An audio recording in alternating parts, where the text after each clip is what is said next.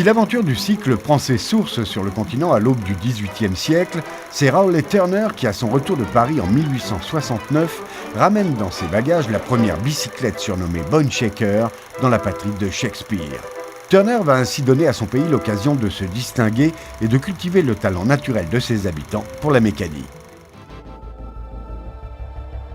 Le bassin d'activité des West Midlands, au centre de la Grande-Bretagne, a été depuis lors, pendant près de 100 ans, la clé de voûte de l'automobile britannique. Le cœur de Coventry, la capitale de cette région emblématique, bat encore au rythme pétaradant des vintage et autres cycle cars, ces véhicules d'avant-guerre chargés d'histoire et d'émotion. Quelques rues et endroits célèbres de cette ville du Warwickshire, située à quelques dizaines de kilomètres de sa grande sœur Birmingham, portent encore les stigmates d'une époque révolue où le pavé était battu par le sabot des derniers chevaux et où les odeurs de pétrole mal raffiné remontaient aux narines de quelques passants éberlués par les progrès de la technique. Cependant, il nous faut repartir quelques années en arrière. Nous sommes en 1886, un certain John Kemp Starley invente le vélo de sécurité à cadre losange qui donnera naissance en 1908 à l'Imperial Rover, premier du nom.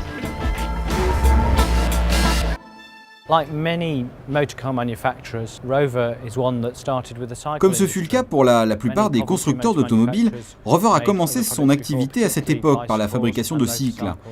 Ils avaient tous plus ou moins fabriqué des bicyclettes et des motos. Rover n'était pas une exception dans ce domaine et John Starley, qui avait fondé une société du nom de Starley Sutton, fut la première à exploiter réellement la fabrication de vélos. And they were the first company really to exploit the idea of the modern cycle.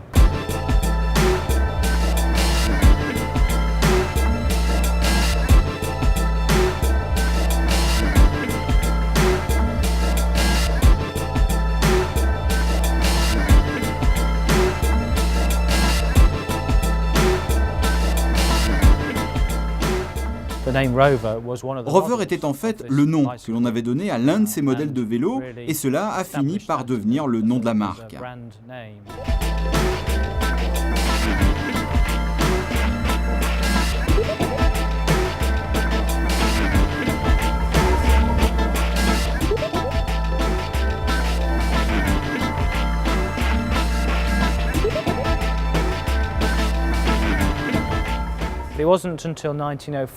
Ils n'ont commencé réellement à fabriquer des voitures qu'à partir de 1904. Ils avaient fait avant de puissantes motocyclettes depuis le début de 1903. Certains étaient des cyclocars à 3 roues, mais les premières voitures à 4 roues datent de 1904.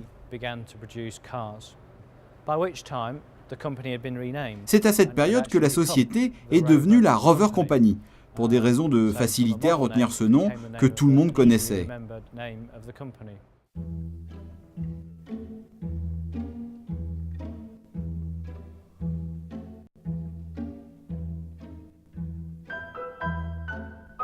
Peu de temps après, une petite voiture de 6 chevaux apparut. Elle était de fabrication simple.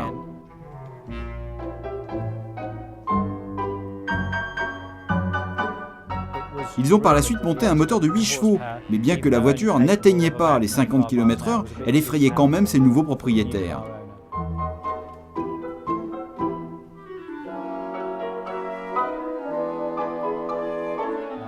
Ils sont donc revenus à un modèle moins cher, mais aussi moins puissant, de 6 chevaux.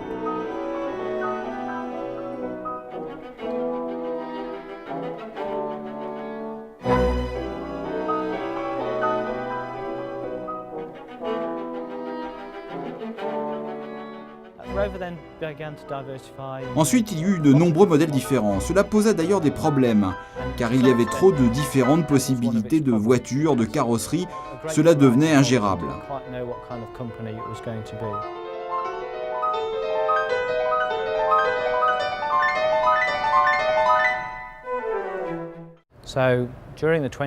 Entre les années 20 et les années 30, ils essayèrent de monter en gamme afin de se retirer progressivement du marché de production de masse. Cela ne fut pas une période facile pour Rover, qui cherchait à se positionner sur le marché.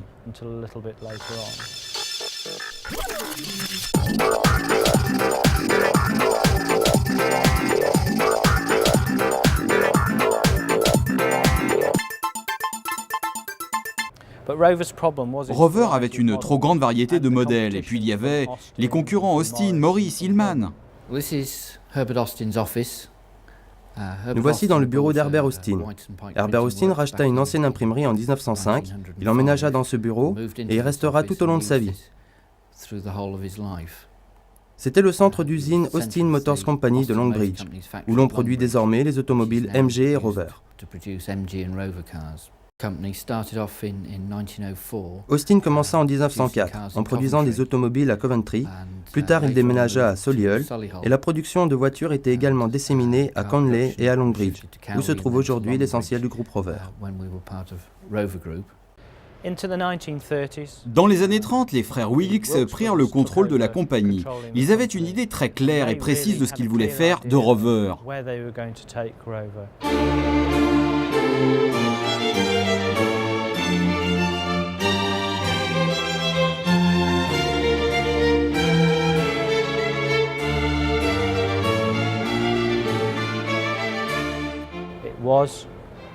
À ce moment, c'était une société qui fabriquait des voitures de milieu de gamme, quelque peu plus luxueuses que les autres fabricants de produits grand public.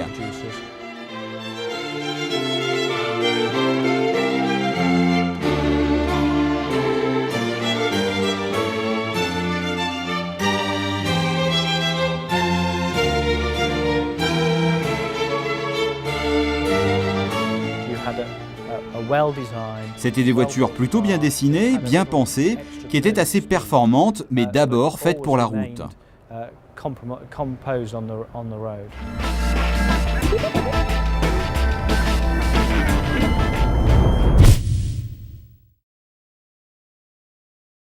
Rover a une très longue tradition de voitures performantes, des voitures qui mettent l'accent sur un traitement soigneux des intérieurs et sur le design et les formes extérieures. Les Rovers tels que nous les connaissons aujourd'hui, les Rovers luxueuses, sont peut-être vraiment apparus avec la très américaine P4, présentée dans les années 50.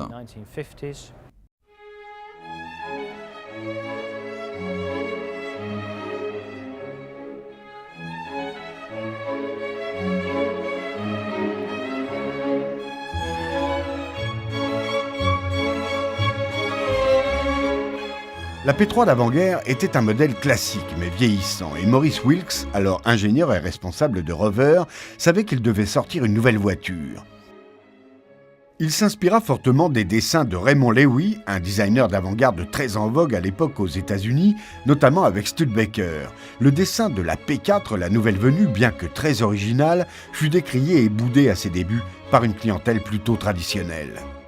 Mais l'audace dont Wilkes fit preuve avec ce modèle se révéla payante après quelques mois. Les courbes et les détails un peu excentriques de la voiture ne l'empêcheront pas de rencontrer le succès escompté. Apparue à ses débuts avec un capot, des portes et un coffre en aluminium, elle était propulsée par un moteur de 2,1 litres dérivé de la P3 qui ne tardera pas à être remplacé par un 6 cylindres lui permettant d'arborer ainsi le sigle numérique de Rover 75, définissant ainsi sa puissance, un nom prémonitoire. J'ai toujours trouvé que ce modèle avait un charme particulier, une espèce de bonhomie avec sa rondeur. Je crois qu'il y a eu beaucoup de sérieux dans l'élaboration de tous ces modèles. C'est très, très fiable, très robuste. Les Rover ont une garantie de fiabilité nettement supérieure à des voitures comme les Jaguar, qui sont des voitures plus recherchées, plus chères, mais quelquefois plus difficiles à entretenir et à réparer.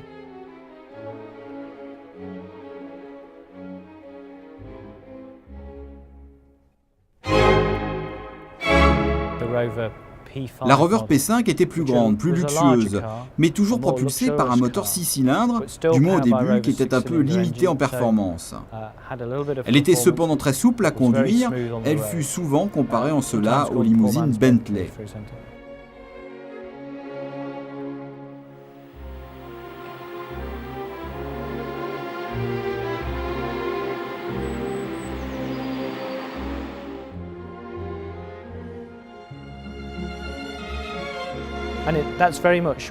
Cela ressemble beaucoup plus à ce que la marque Rover représente en 2004, une grande inspiration qui venait des Rover P5.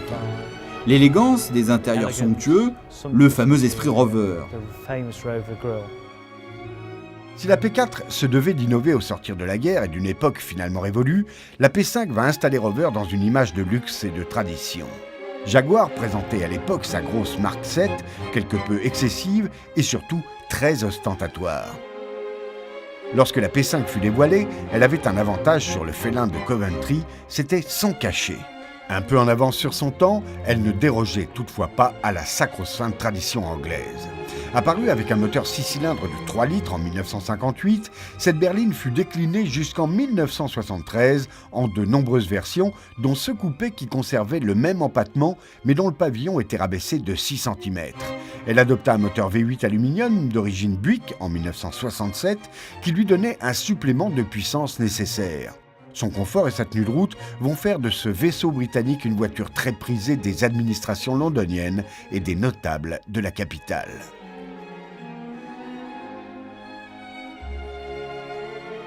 Elle était vraiment appréciée des personnages célèbres, à commencer par la famille royale et utilisée par les premiers ministres britanniques et l'administration.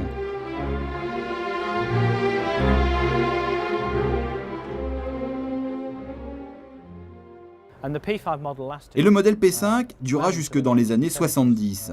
Une carrière de presque 20 ans. Avant de la remplacer, Rover présenta un nouveau modèle dans les années 60 qui était la P6, à l'origine la Rover 2000.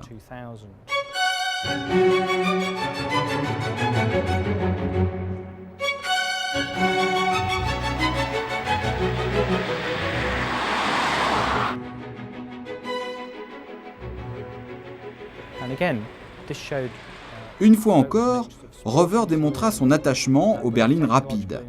Mais en plus, cette voiture bénéficiait de nombreuses innovations technologiques et de sécurité, de nouvelles suspensions. Elle devint vraiment la référence des voitures de direction des années 70.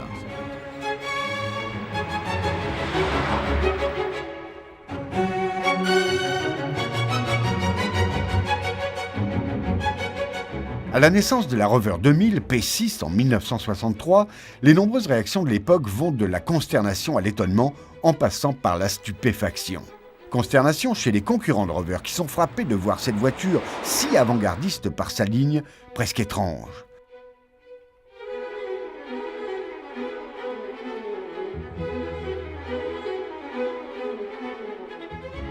Stupéfaction et étonnement, car Rover, qui s'était forgé depuis l'immédiate après-guerre une réputation de conservatisme et de tradition, venait de rompre ostensiblement ses vœux. Du moins en apparence, car quand on y regarde de plus près, cette voiture porte dans sa modernité les gènes de la plus pure tradition automobile. De la volupté, du classicisme, du confort, mais avec un dessin audacieux et des technologies très novatrices dans tous les domaines. Des moteurs de 2 litres, puis 2 litres 2 et le V8 3 litres 5 de la P5 étaient proposés associés à des boîtes de vitesse automatiques à 3 rapports ou manuelles à overdrive. Sa suspension innovante, l'ergonomie de son habitacle ou sa tenue de route vraiment exceptionnelle en faisaient l'une des berlines les plus modernes de son époque et la puissance du V8 associée à de telles qualités fit de ce modèle l'un des plus convoités. Il l'est encore aujourd'hui. Mais le luxe et le confort rappelaient la tradition des modèles de haut de gamme où cuir pleine peau et bois précieux apportaient l'incomparable touch of class si cher à la marque Drakkar et à ses clients.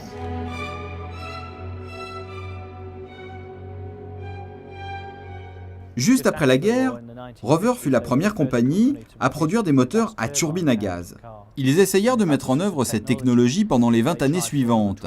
L'expérience de turbine à gaz la plus réussie fut sans doute le prototype qui courut au Mans avec Graham Hill et Jackie Stewart en 1965, la Rover BRM, qui était construite à partir d'un châssis BRM de Formule 1 et motorisée par le dernier né des moteurs à turbine qui dépassait les 230 km/h. Il n'était pas impressionné par les nouvelles technologies, bien au contraire.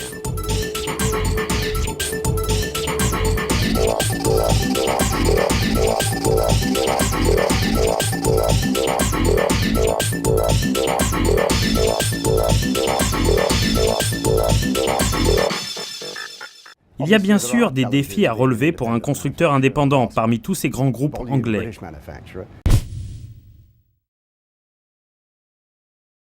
Mais après avoir constaté cela, oui, on peut dire que cela représente vraiment un avantage. Ce qui nous rend uniques, c'est le fait d'afficher notre style britannique comme une valeur. Le Land Rover, autre innovation du constructeur britannique, est due aux frères Wilks, alors en recherche de nouveaux produits. Tout d'abord destiné à des agriculteurs et à des artisans, le Land connaît un tel succès qu'au cours de son année de lancement, 8000 véhicules trouvent preneur, alors que Wilks comptait en produire quelques dizaines.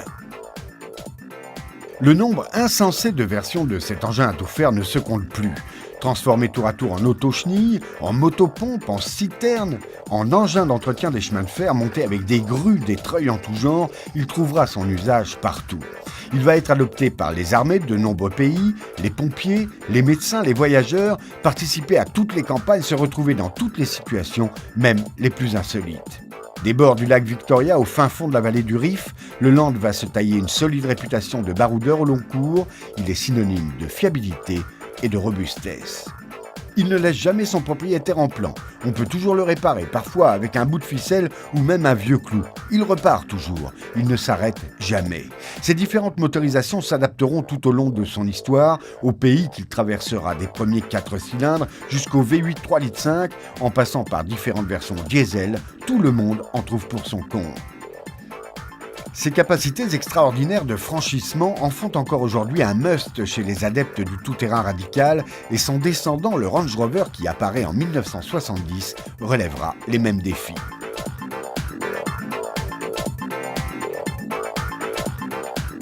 À la fin des années 70, l'histoire de la célèbre Mini traversa celle de Rover. La créature d'Alec Issigonis se retrouva en vente dans le réseau Rover, qui commercialisa de nombreuses versions anniversaires, célébrant la plus mignonne de toutes les urbaines. Lancée en 1976, la toute nouvelle Rover SD1 sera élue voiture de l'année en 1977. Le magnifique dessin de David Bash, conférant à cette berline une esthétique moderne et élégante, sert Rover dans sa recherche d'exclusivité et de qualité. La SD1 adoptera également le moteur V8 et elle deviendra l'une des plus rapides et des plus surroutières de sa catégorie. Avec une vitesse de plus de 200 km/h et un 100 km/h atteint en moins de 9 secondes, elle rivalise avec les meilleures berlines allemandes de l'époque. Rover affirme alors sa position de constructeur européen de berlines luxueuses, rapides et fiables.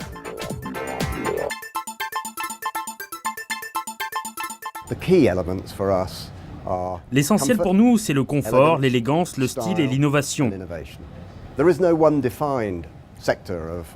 Il n'y a pas de segment de marché particulier défini pour Rover, car nous avons une gamme très étendue de produits. De la Rover 25 en passant par la Streetwise, de la 45 à la 75, différentes versions berline et break, et bien sûr notre V8 limousine.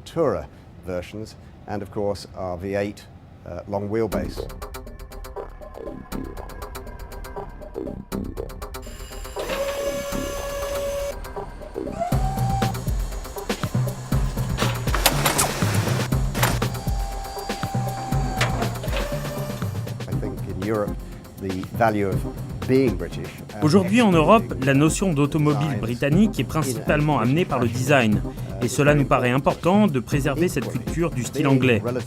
De la même façon, être de taille relativement modeste représente un défi vis-à-vis de nos concurrents européens, mais cela signifie aussi être plus souple qu'eux et répondre aux attentes des clients plus rapidement.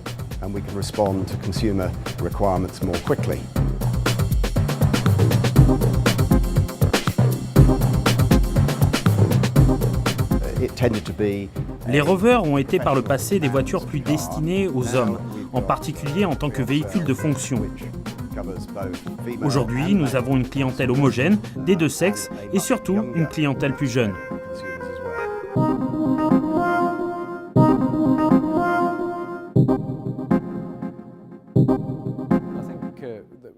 On doit disposer d'un service marketing et d'ingénierie performant. Un constructeur efficace doit avoir des ingénieurs et des services marketing qui travaillent ensemble.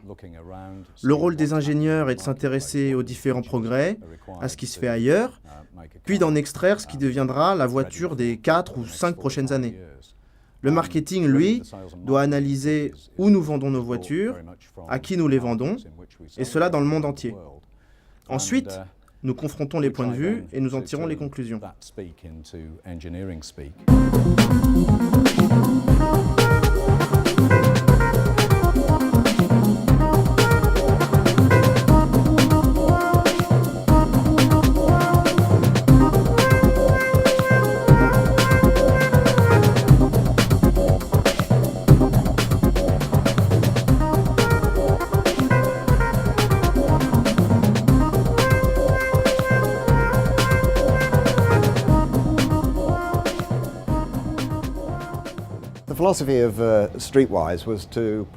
La philosophie du modèle Streetwise était de produire un véhicule plus orienté vers nos jeunes clients et qui pouvait allier fonctionnalité et look sympa pour gagner sa place de voiture urbaine.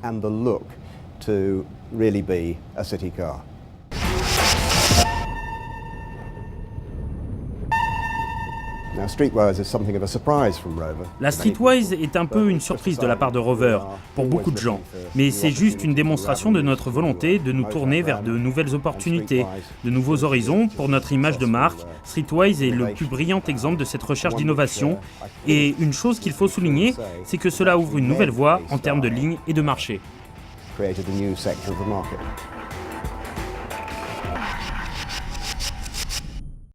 Avec la nouvelle Rover 75, nous nous sommes à la fois tournés vers le passé et vers l'avenir pour le design de la voiture. Nous nous sommes inspirés de ce qui avait été nos modèles passés. Nous avons puisé une certaine inspiration que nous avons déclinée et appliquée au modèle actuel. MG Rover est vraiment le plus grand des constructeurs automobiles indépendants. Son intention est de regarder toutes les occasions, mais il est improbable qu'il retourne à la production de masse. En fait, la production de masse est elle-même en difficulté parce que personne ne veut d'une voiture moyenne. Ils veulent tous une voiture unique ou d'un caractère indépendant. C'est pour ça que nous sentons que nous possédons une force avec les marques MG et Rover. En effet, si vous regardez la nouvelle 75, nous nous sommes beaucoup inspirés de notre histoire dans la façon de penser cette voiture, pour concrétiser les valeurs de notre héritage. En termes de confort, si vous vous asseyez au volant de cette voiture, vous comprendrez ce que je veux dire. En termes de look extérieur, avec la calandre, le badging, toute l'allure du véhicule. Nous avons beaucoup emprunté à notre passé, mais de la même façon, nous nous tenons à l'avant-garde du savoir-faire mécanique.